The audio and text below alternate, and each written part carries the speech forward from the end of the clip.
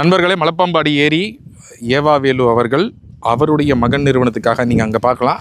அதோட அந்த கலைஞர் திடல்ங்கிற பேரில் திமுக கான்ஃபரன்ஸ் நடத்துறதுக்காக, ரீஜனல் கான்ஃபரன்ஸ் நடத்துறதுக்காக இந்த மலப்பாம்பாடி ஏரியிலேருந்து திருடின மண் நீங்கள் பார்க்கலாம். இது ஃபுல்லாக ஏரிக்குள்ளே இந்த பக்கம் பூரா திருடி இருக்கிறாங்க. மண்ணை எப்படி எடுத்துருக்கிறாங்கன்னு பார்க்கலாம். அடுத்தது இங்கே வாங்க. அடுத்தது இங்கே வந்தீங்கன்னா இந்த பக்கம் பூரா எப்படி எடுத்துருக்கிறாங்க அப்படிங்கிறது பார்க்கலாம். அப்புறம் இந்த பக்கம் ஃபுல்லாக எப்படி எடுத்துருக்குறாங்க அப்படிங்கிறத நீங்கள் பார்க்கலாம். இப்போ இது ஏரின அப்படின்னு சொன்னால் அந்த பக்கமும் இப்போ நீங்கள் இப்படி வந்து இதில் ஏறினீங்க அப்படின்னு சொன்னால் அந்த பக்கமும் எவ்வளோ எடுத்துருக்குறாங்கன்னு பார்க்கலாம். அதே மாதிரி இங்கே பாரு, இதோ அந்த இடத்துலையும்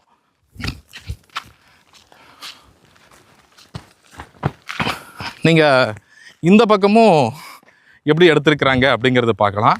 ஸோ 1 2 3 என்ன அந்த பக்கம் 1, இங்கே 1, இப்போ இங்கே அதை காட்டுப்பா. அந்த 3வது இடம் இங்கே வாங்க. இது 4வது. இங்கே ஒரு பெரிய குழி எந்த அளவுக்கு எடுத்துருக்குறாங்க அப்படிங்கிறது பார்க்கலாம். இது 5வது. இப்போது இது ஃபைனலாக இது 6வது.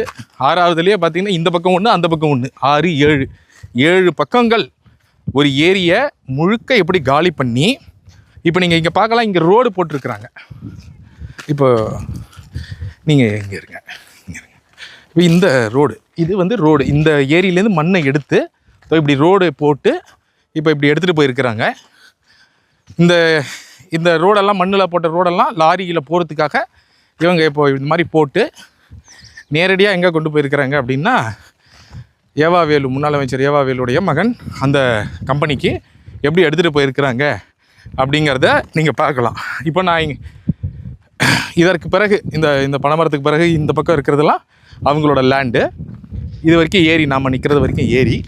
இப்போ இந்த சவர்லேயே நீங்கள் பார்க்கலாம், ஒரு பிளாக் கல் இருக்குது பார்த்தீங்களா? ஒரு 3 இது மட்டும் பிளாக் கல்லில் இருக்குது. அதற்கு பக்கத்தில் மிச்சத்தெல்லாம் சின்ன சின்ன செங்கல் கற்களாக இருக்குது. அந்த செங்கல் கற்களாக இருந்தது தான் முன்னாடி இருந்தது. இந்த பிளாக் கற்கள், அந்த 3 பில்லர் இருக்கக்கூடிய அந்த கேப் வந்து அந்த இடம் உடைக்கப்பட்டு அந்த இடம் வழியாக தான் லாரிகள்லாம் உள்ளே போய் மண்ணனைத்தும் திருடப்பட்டது. அதெல்லாம் போட்டு அதை லெவல் பண்ணி ஒரே கல்லில் 2 மாங்காய் மாதிரி ஒரு பக்கம் திமுக கான்ஃபரன்ஸ், ஸ்டாலின் வராரு, உதயநிதி வராருன்னு சொல்லி மண் எல்லாத்தையும் கொண்டு போய் எல்லா தாசில்தார்லேருந்து அதிகாரிகள்லேருந்து எல்லாருடைய கூட்டு சதியோட கொண்டு போய் மண்ணை கொட்டியாச்சு. இப்போ இந்த 124 ஏக்கர் நிலம் அவர் பையனோட பேரில் இருக்கிற நிலம் 46 கோடி ரூபாய்க்கு வாங்கியிருக்கிறாரு. இப்போ அந்த இடத்துல மண்ணை லெவல் பண்ணியாச்சு. அவங்களோட ஃப்யூச்சர் பெனிஃபிட்டுக்காக அவங்க ஏரி மண்ணை திருடி இப்போ அங்கே கொட்டியாச்சு. யார் இதனால் பாதிப்பு? மக்கள், நமக்கு தான். அதிகாரிகளுக்கு எந்த அக்கறையும் இல்லை காப்பாற்றணும்னு. அமைச்சருடைய அந்த முன்னாள் அமைச்சருடைய ப்ரெஷரில் அவங்க எந்த அளவிற்கு ஒரு ஏரியை எப்படி சூறையாடி இருக்கிறாங்க, சுற்றுச்சூழலை எப்படி சூறையாடி இருக்கிறாங்க அப்படிங்கிறது பார்க்குறீங்க.